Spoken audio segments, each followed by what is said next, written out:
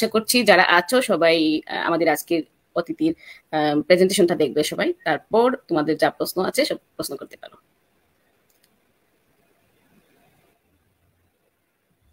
তো এখানে কত নম্বর পাওয়া যাবে?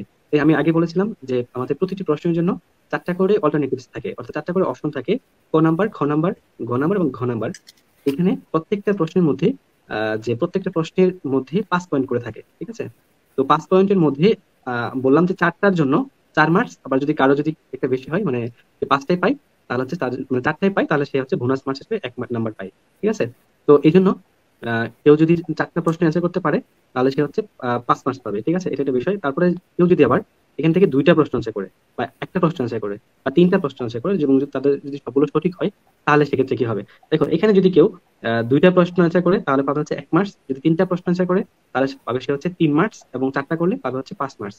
এবং কেউ যদি একটা প্রশ্ন অ্যান্সার করে, এবং তার যদি একটা প্রশ্ন সঠিক হয়, তাহলে সেজন্য কোনো মার্কস পাবে না, ঠিক আছে?